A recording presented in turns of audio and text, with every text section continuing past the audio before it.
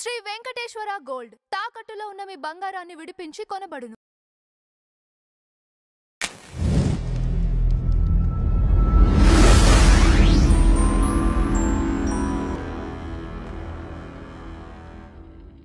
నమస్కారం నాగార్జున గారు. నమస్తే అంజీ గారు. శబరిమల యాత్రలో ఈ స్వాములు ఎవరైతే ఉన్నారో వాళ్ళు వెళ్తూ జగన్మోహన్ రెడ్డి గారి బ్యానర్స్ తీసుకొని 2.0 బ్యానర్స్ తీసుకొని అక్కడ నినాదాలు అంటే స్వామియే శరణమయ్యప్ప అనాల్సిన దానికి ఆ స్థలంలో కూడా అక్కడ పవిత్రమైనటువంటి స్థలంలో కూడా జై జై జగన్ అంటూ లేకపోతే ఇంకోటో అవి కొంచెం ఇప్పుడు హిందూ సంఘాలు కూడా మండిపడుతున్నాయి.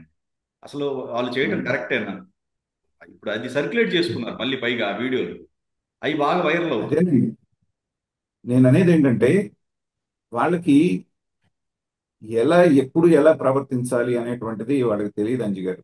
మనుషులు అనేటువంటి వాళ్ళు ఏంటంటే సందర్భానుసారంగా ఇంట్లో ఉన్నప్పుడు ఒక రకంగా ప్రవర్తిస్తారు, పిల్లలతో ఉన్నప్పుడు ఒక రకంగా ప్రవర్తిస్తారు, భార్యతో ఉన్నప్పుడు ఒక రకంగా ప్రవర్తిస్తారు, సమాజంలో ఉన్నప్పుడు ఒక రకంగా ప్రవర్తిస్తారు, గుడికి వెళ్ళినప్పుడు ఒక రకంగా ప్రవర్తిస్తారు, బడికి వెళ్ళినప్పుడు ఒక రకంగా ప్రవర్తిస్తారండి.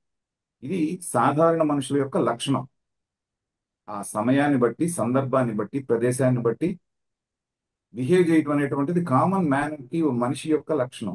రైట్. కానీ జగన్మోహన్ రెడ్డి గారిలో ఎప్పుడు ఎక్కడ అలాంటి లక్షణం మనకు లేదు. ఎంతసేపుడికి చాలా మంది చాలాసార్లు చూసాం, చావు ఇంటికి వెళ్ళినా, పెళ్లి ఇంటికి వెళ్ళినా, ఇంకో చోటుకి వెళ్ళినా చిక్కటి చిరునవ్వుతోనే ఉంటాడు ఆయన. అలాగే రాజకీయం చేయటానికి అది గుడ, బడ, పొలమా, రైత, ఉద్యోగస్తుల ఏ భేదం ఆయనకి లేదు. తర్వాత అతను క్రిస్టియన్ అనేటువంటిది తను చెప్తాడు, వాళ్ళ మదరు చెప్పింది, వాళ్ళు పాటించే సాంప్రదాయం 3 తరాలుగా క్రిస్టియన్ మతం. కానీ హిందువుల ఓట్ల కోసం అలా ఆయన ఎన్ని గిమ్మిక్లు చేశారో చూశాను. సెట్టింగ్ వేయించుకొని, ఇంట్లో సెట్ వేయించుకొని, చేతిలో తీర్థం ఇస్తే పక్కకు బారబోసారు, ప్రసాదం ఇస్తే టిష్యూ పేపర్లో మూట కట్టారు. ఇలాంటి సందర్భంలో వాళ్ళకి ఆ సైకో ఫ్యాన్స్ కొంతమంది ఉంటారు. వాళ్ళకి అక్కడ ఏమి చేసినా దాంట్లో వాళ్ళకి ఒక హీరోయిజం కనిపిస్తూ ఉంటుంది అన్నమాట. చూసాం కదా, రప్ప రప్ప అనేటువంటిది ఎంత రచ్చరచ్చ అయిందో.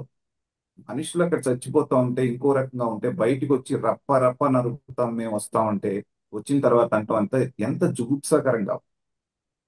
తర్వాత సుబ్బారెడ్డి ఇప్పుడు ఎవరైతే లడ్డూ కల్తీ వివాదంలో ఆరోపణలు ఎదుర్కొంటున్నారో, జగన్మోహన్ రెడ్డి గారు ఆ తులాభారం వేసినప్పుడు పక్కన వాళ్ళ ఆవిడ నుంచొని గోవిందా గోవిందా అంటూ పక్కనే ఉండి జగన్మోహన్ రక్షగా గోవిందా అన్నటువంటి మాట ప్రతి హిందువుడిని చివుక్కుమనిపించింది.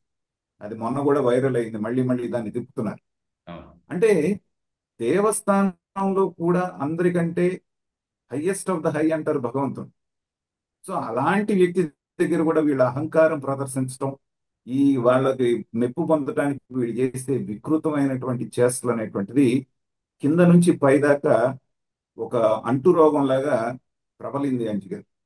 దానికి ఎక్స్టెన్షనే తిరుమలకి వెళ్ళినటువంటి వాళ్ళు స్వామీజీల ముసుగులో ఉన్నటువంటి ఈ వైఎస్ఆర్ సైకో బ్యాచ్ ఏదైతే ఉందో, అక్కడ ఉన్నటువంటి స్వాములైనా వాళ్ళని చెప్పు తీసుకొని ఎందుకు కొట్టలేదు అనేటువంటిది నా ప్రశ్న అండి.